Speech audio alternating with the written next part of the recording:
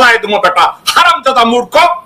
যে লোক ইসলামের কথা বলে, পাকিস্তান মিলিটারি যখন বাংলাদেশে ভয়ঙ্কর রকম জেনোসাইড চালিয়েছে, ক্রাইম এগেইনস্ট হিউম্যানিটি করেছে, ইসলাম কোথায় ছিল তখন? ইসলাম সাপোর্ট করে যে আপনি নৈতিকভাবে, আমি ক্রিমিনাল অফেন্স সরিয়ে রাখি তাত্ত্বিকভাবে, যে আপনি নিজের মধ্যে হাত লাগান নাই, ধরে নিলাম তারা লাগিয়েছেন, কিন্তু আমি মনে করি লাগাননি, আপনি তাত্ত্বিকভাবে এই জেনোসাইডকে তো সমর্থন করেছেন, এটা তো আপনি স্বীকার করেন যে আমি পলিটিক্যালি চেয়েছি পাকিস্তান একত্র থাকুক। তো 25 মার্চের পর যে এই জেনোসাইড আর ক্রাইম এগেইনস্ট হিউম্যানিটি হলো, এটা আপনাকে ইসলাম দিয়ে করা গেছে? আপনি যখন এগুলো জাহেদ, আপনার কথাবার্তা শুনে মনে হয় আপনি 2-4 কলম লেখাপড়া করছেন। আপনি আল বালাডুরির একটা ডিসক্রিপশন, উনি খন্দকের যুদ্ধ, বদরের যুদ্ধ এবং ওহুদের যুদ্ধ নিয়ে উনি বেশ কিছু কথাবার্তা বলেছেন। প্রথম কথা আমি আপনাকে সাজেস্ট করবো আপনি ওইগুলো একটু ভালো করে পড়েন, এবং পড়ার সময় keep your mind open. Jahed, থাপায়া তার তো ফলায় দেবো বেটা হারামজাদা মূর্খ। মিসইন্টারপ্রেট করিস কেন? তাই হারামজাদা কত তুই কি লম্বা চুল রেখে নির্মলের তো গুণ বনিস? হারামজাদা গান্ডু। 71-এ আমি একটু পিছনে যাই।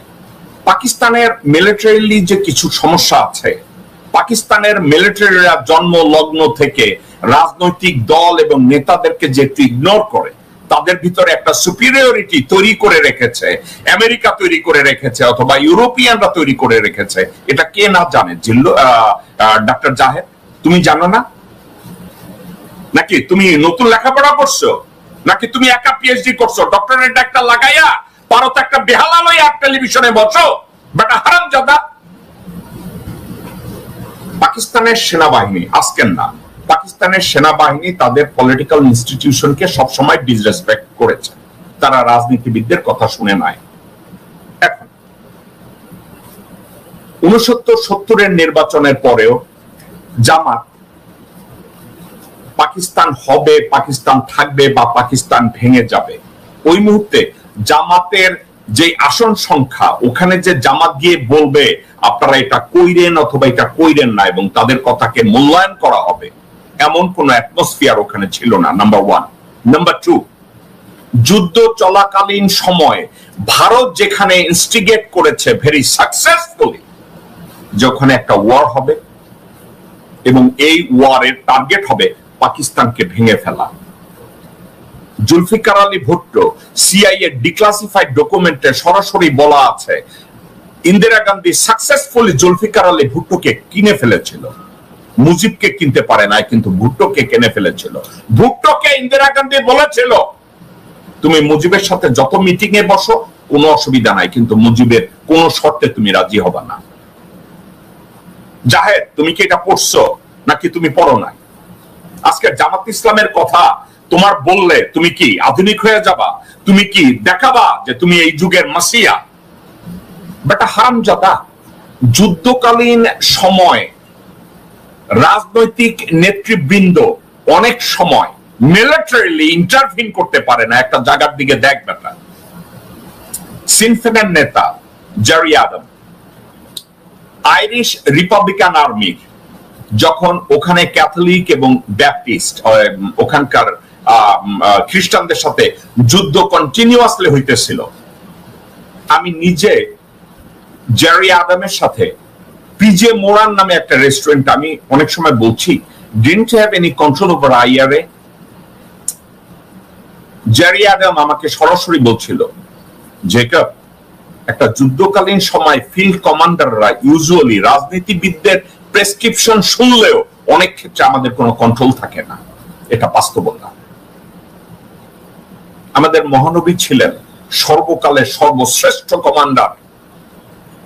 উহুদের যুদ্ধে আমাদের নবী সঠিক প্ল্যান করেছিলেন, বলেছিলেন এই জায়গায় অ্যাসাইন তুমি থাকবা, এইখানে তোমার এই ভূমিকা, ওইখানে এই ভূমিকা। কিন্তু যুদ্ধক্ষেত্রে অনেকে তার কথা শুনেছে, অনেকে তার কথা শুনে নাই। রেজাল্ট, উহুদের যুদ্ধে মুসলমানরা হেরেছে। এখন ওখানে আমাদের মহানবীর ফেলিউরকে দায়ী করা যাবে না।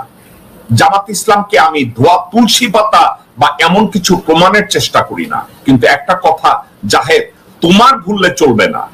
1971 সালে পশ্চিম পাকিস্তানি মিলিটারিরা, যেটাকে আমরা অ্যাট্রোসিটিস বলি, ওখানে একটা কথা তুমি কেন ভুলে যাও, বা যারা ৭১কে পূজা করে তারা কেন ভুলে যায় যে ৭১-এ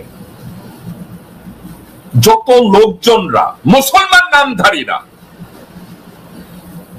পাকিস্তানের সাথে বেইমানি করেছিল, নিজ ভূখণ্ডের সাথে বেইমানি করেছিল, এবং তারা জানতো যে এই যুদ্ধে বাংলাদেশের স্বাধীনতা বলতে কোনো কিছু নাই, শুধু পাকিস্তানকে ভাঙা ছিল ইন্ডিয়ার উদ্দেশ্য, যার জন্য গত ৫৪ বছরে ৭.৫ কোটি মানুষ থেকে আজকে ২০ কোটি মানুষ সাফারের পর সাফার করে যাচ্ছে।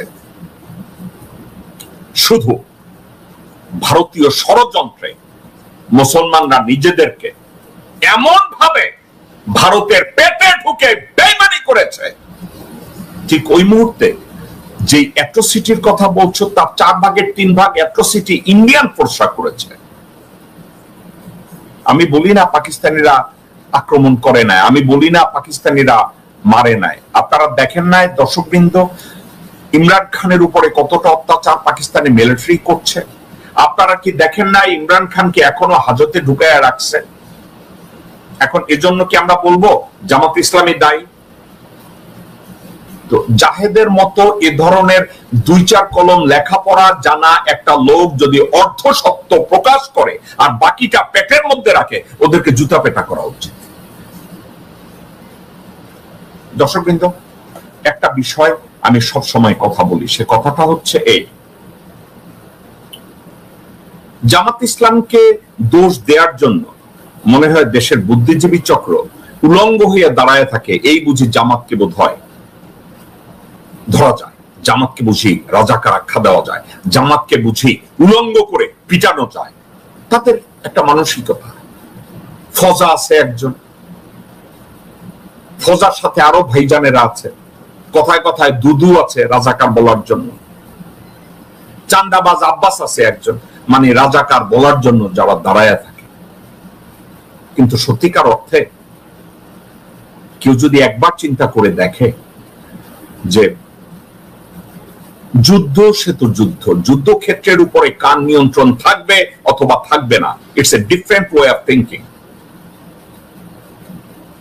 আমি জামাতের ব্যাখ্যা থেকে বিভিন্ন জায়গা থেকে অনেক জায়গায় আমি দ্বিমত পোষণ করি, কিন্তু এই কথাটা আমি বলতে চাই না যে ৭১-এ যে অ্যাট্রোসিটিস হয়েছে জন্য জামাত দায়ী। এ ধরনের জামাতের ঘাড়ে যারা এ ধরনের দায়ভার চাপাতে চায়, তারা জাস্ট নিজেদেরকে জ্ঞানী বানাতে চায়, ভারতের ন্যারেটিভের সাথে তারা একাত্মতা পোষণ করতে চায়, একটু গরুর মুত অথবা গোবর খেতে চায়।